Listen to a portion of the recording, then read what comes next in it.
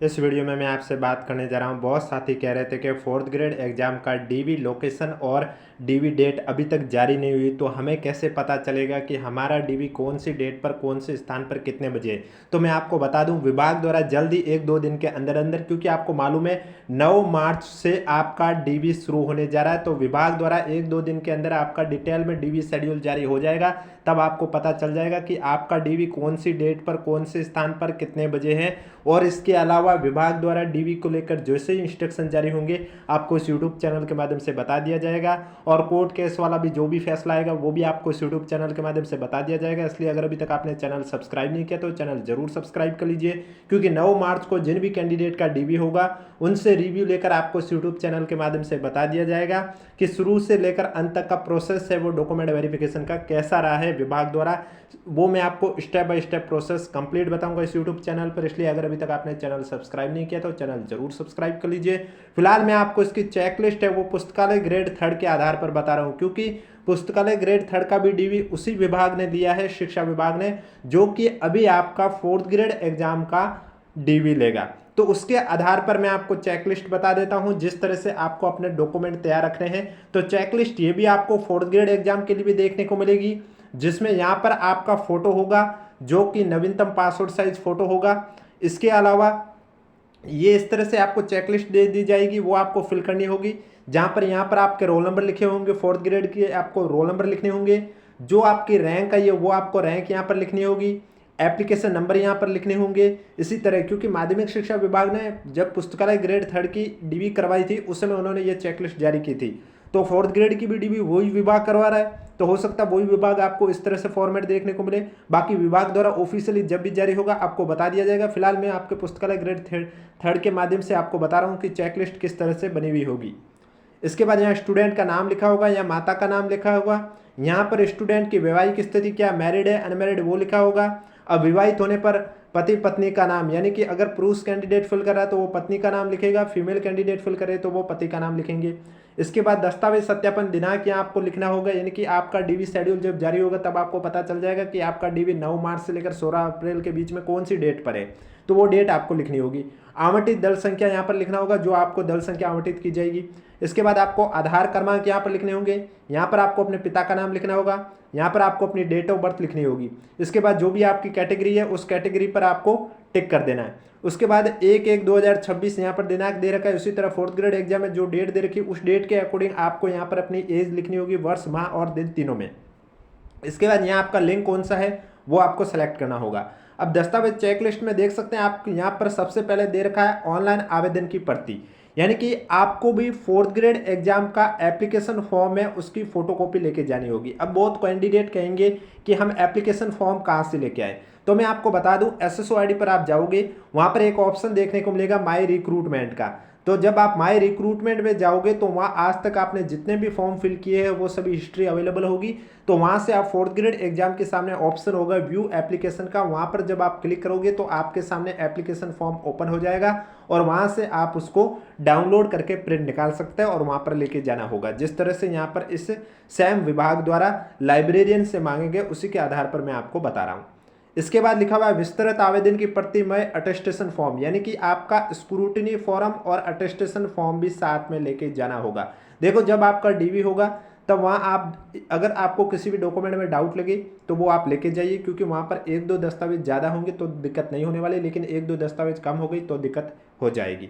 इसके बाद यहाँ पर लिखा हुआ आधार कार्ड की प्रति, आधार कार्ड की फोटोकॉपी भी, माध्यमिक परीक्षा की अंक तालिका और प्रमाण पत्र की प्रति, यानी कि आपको 10th क्लास की अंक तालिका, आप देखो किसी बोर्ड द्वारा अंक तालिका प्रमाण पत्र अलग अलग जारी होते हैं तो किसी बोर्ड द्वारा अंक तालिका और प्रमाण पत्र सेम होते हैं।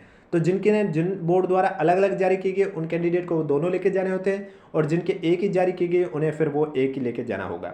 और अगर आपने, अब देखो ये आपकी भर्ती 10th लेवल की थी, और अगर आपने एप्लीकेशन फॉर्म फिल करते समय सिर्फ 10th का ही जिक्र किया है तब तो आपको सिर्फ 10th की अंक तालिका और प्रमाण पत्र की प्रति लेके जानी है। अगर आपने 12th की, ग्रेजुएशन की, पोस्ट ग्रेजुएशन की है तो आप वो भी साथ में लेके जाइए, क्योंकि ऐसा ना हो वहाँ पर फिर आपसे ये पूछ ले, सवाल कर ले कि आपने एप्लीकेशन फॉर्म में तो ये सब लिखा है अब आप क्यों नहीं दिखा रहे। तो वहाँ पर ऐसा ना हो, आप वो सारे डॉक्यूमेंट लेके जाइए जिससे कि आपसे सामने क्वेश्चन ना पूछे। जिससे कि उसके बाद आप क्या दिखाओगे, फिर वो आपको कहीं ऐसा ना हो वो बोले कि नहीं वो भी फिर दिखाओ, तो फिर आपको वापस से चक्कर निकालना पड़े। तो इससे बेटर यही है कि जो डॉक्यूमेंट आपने एप्लीकेशन फॉर्म में जिक्र किया है शैक्षणिक दस्तावेज, वो सब लेके जाइए ताकि वह दिक्कत ना हो। बाकी भर्ती के अनुसार प्रशैक्षणिक योग्यता, और इसके अलावा आप देख सकते हैं 10 नंबर पॉइंट पर लिखा हुआ है मूल निवास प्रमाण पत्र की प्रमाणित प्रति। आपको मूल निवास प्रमाण, देखो सभी डॉक्यूमेंट आपको ओरिजिनल भी लेके जाने होंगे और उनके फोटोकॉपी साइड भी लेके जाने होंगे। और जो आपके शपथ पत्र घोषणा पत्र है वो तो आपके ओरिजिनली सबमिट होंगे, यानी कि जाति प्रमाण पत्र को लेकर अगर आपने शपथ पत्र प्रस्तुत किया तो वो ओरिजिनल सबमिट होगा। इसके अलावा धूम्रपान गुटखा सेवन दहेज वाला हुआ है या 2006 से जिनका पहले हुआ, या फिर आपका जो सामान्य घोषणा पत्र यानी कि किसी भी आपके प्रमाण पत्र में कूट रचित प्रमाण पत्र नहीं है, किसी भी सर्टिफिकेट में कोई भी आप एडिट नहीं किया है, ये सब आपके ओरिजिनल सबमिट होंगे। बाकी जो आपके डॉक्यूमेंट है जैसे कि शैक्षणिक योग्यता से रिलेटेड कोई डिग्री हुई, सर्टिफिकेट हुई, अंक तालिका हुई या मूल निवास प्रमाण पत्र हुआ, जाति प्रमाण पत्र हुआ, ये आपको ओरिजिनल भी लेके जाने होंगे और उनके फोटोकॉपी सेट है वो वहाँ पर भी लेके जाने होंगे, वो सबमिट हो जाएंगे। ओरिजिनल आपके चेक करके आपको वापस दे दिया जाएगा। बाकी 9 मार्च को जिनका भी डीवी होगा उन स्टूडेंट से रिव्यू लेकर आपको हम इस यूट्यूब चैनल के माध्यम से बता देंगे कि शुरू से लेकर अंत तक का प्रोसेस डीवी का है वो किस तरह से हुआ है, यानी कि एंट्री किस तरह से हुई है और एग्जिट किस तरह से मिली है।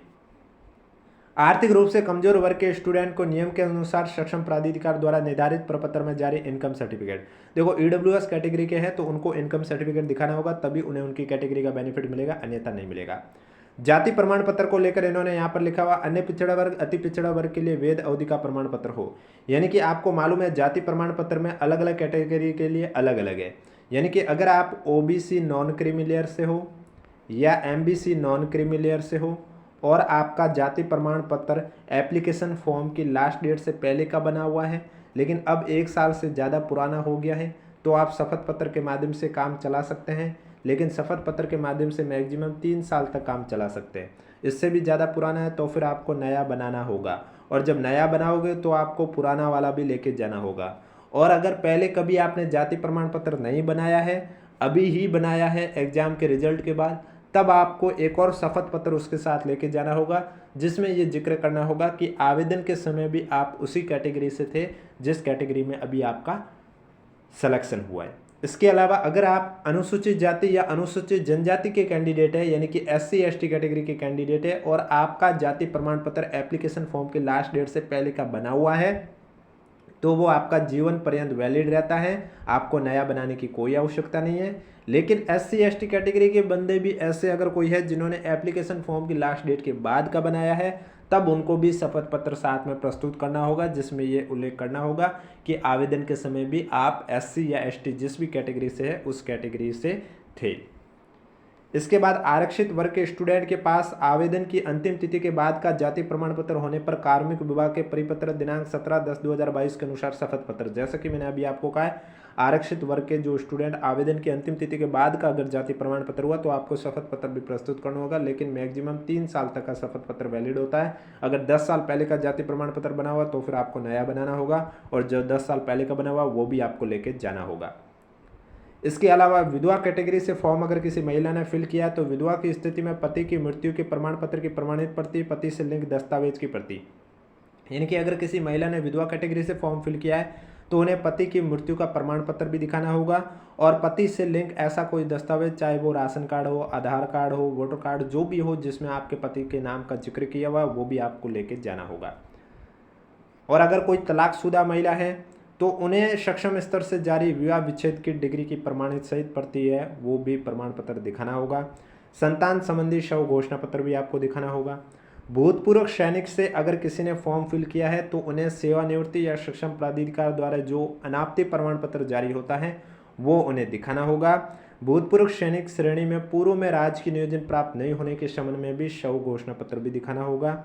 और अगर किसी ने फॉर्म दिव्यांग कैटेगरी से फिल किया है तो दिव्यांग श्रेणी होने पर राजस्थान दिव्यांगजन नियम 2018 के अनुसार मेडिकल बोर्ड द्वारा प्रदत्त निःशक्तता का प्रमाण पत्र भी उन्हें दिखाना होगा। इसके अलावा राजकीय सेवा या उपक्रम में कार्यरत होने पर नियुक्त अधिकारी द्वारा जारी अनापत्ति प्रमाण पत्र या संबंध में स्टूडेंट का शव घोषणा प्रमाण पत्र भी दिखाना होगा। अगर आप पहले से किसी राजकीय सेवा में काम कर रहे हैं तो आपको अनापत्ति प्रमाण पत्र दिखाना होगा। शैक्षणिक प्रशासनिक योग्यताओं के संबंध में शव घोषणा और स्टूडेंट के अंतिम शिक्षण संस्थान द्वारा प्रदत्त चरित्र प्रमाण पत्र और 2 राजपत्रित अधिकारियों से हस्ताक्षरित चरित्र प्रमाण पत्र। यानी कि टोटल आपके 3 चरित्र प्रमाण पत्र की आवश्यकता होगी, जिसमें से 2 तो आपने 2 तो अलग अलग राजपत्रित अधिकारियों द्वारा जारी होनी चाहिए हस्ताक्षरित सहित, और वो अभी लेटेस्ट के होने चाहिए, और एक आपने जहाँ से भी अंतिम शिक्षा प्राप्त किया वहाँ का होना चाहिए। इसके अलावा अन्य जो भी शपथ पत्र है वो आपको संलग्न करने हैं। इनके अलावा डॉक्यूमेंट के जो फॉर्मेट भी विभाग द्वारा जारी किए गए हैं, आपको मालूम है 6-7 फरवरी के आसपास, जिसमें क्या क्या था। एक सामान्य घोषणा पत्र कूट रचित, यानी कि जो भी आपने डॉक्यूमेंट देखा है वो सभी सही है, किसी के साथ छेड़छाड़ नहीं की गई, अगर छेड़छाड़ की गई है तो आपकी पात्रता रद्द कर दी जाएगी, ये भी सभी को दिखाना होगा। इसके अलावा दहेज को लेकर है, चाहे आप विवाहित है अविवाहित है, दहेज वाला घोषणा पत्र सभी को दिखाना होगा। विवाहित है उन्हें ये बताना होगा कि विवाह के समय उन्होंने दहेज नहीं लिया, अविवाहित है तो वो भविष्य में दहेज नहीं लेंगे, इसको लेकर। इसके अलावा गुटखा और धूम्रपान को लेकर भी आपको प्रमाण पत्र प्रस्तुत करना होगा, यानी कि आप गुटखा या धूम्रपान का सेवन नहीं करते, ये भी सभी कैंडिडेट को बताना होगा। संविधान संबंधी जो भी घोषणा पत्र है, संविधान की निष्ठा का पालन करते हैं, तो वो भी आपको प्रमाण पत्र दिखाना होगा। इसके अलावा जिन स्टूडेंट पर विकल्प पत्र लागू हो रहा है तो उन्हें वो भी दिखाना होगा। विकल्प पत्र का अर्थ हुआ है अगर ऐसा कोई कैंडिडेट है जिसका सिलेक्शन नॉन टीएसपी से भी हो रखा है और टीएसपी से भी हो रखा है, और फाइनली रूप से वो किस में जाना चाहता है, टीएसपी में या नॉन टीएसपी में, यानी कि गैर अनुसूचित क्षेत्र में जाना चाहता है या अनुसूचित क्षेत्र में जाना चाहता है, उसको एक सेलेक्ट करना होगा। इसके अलावा हैंड रिटन नमूना वाला, जिसमें आपको मालूम है हिंदी और इंग्लिश लिखी होती है, उसके नीचे आपको अपने राइटिंग में लिखकर सिग्नेचर करने होते हैं, तो वो भी फॉर्मेट आपको भर के वहाँ पर दिखाना होंगे, जो भी फॉर्मेट जारी किया। और अगर किसी का विवाह 2006 से पहले हुआ है तो उसका भी घोषणा पत्र दे रखा है, बाद में हुआ उनका तो मैरिज सर्टिफिकेट होता है, पहले मैरिज सर्टिफिकेट नहीं बनता था, तो उनके भी ये सब फॉर्मेट आपको हमारे टेलीग्राम चैनल पर देखने को मिल जाएगा, जिसका लिंक नीचे डिस्क्रिप्शन में दे रखा है। और अभी जो मैंने लास्ट में ये फॉर्मेट बताया, ये तो सब आपके ओरिजिनली सबमिट होंगे।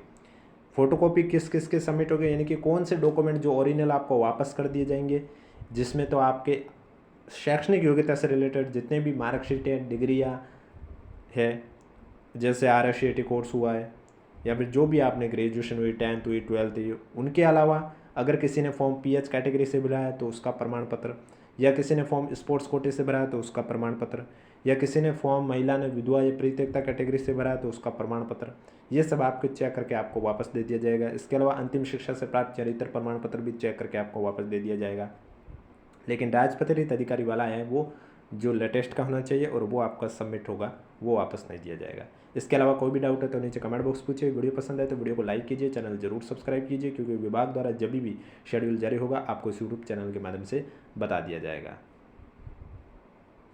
बाकी आपको मालूम है 9 मार्च से DV शुरू हो रहा है, 16 अप्रैल तक एक बार आयोजित होगा। उसके बाद जो भी कैंडिडेट एब्सेंट रहे हैं उनको 2 अवसर दिया जा रहा है, अप्रैल के लास्ट वीक में और मई के फर्स्ट वीक में।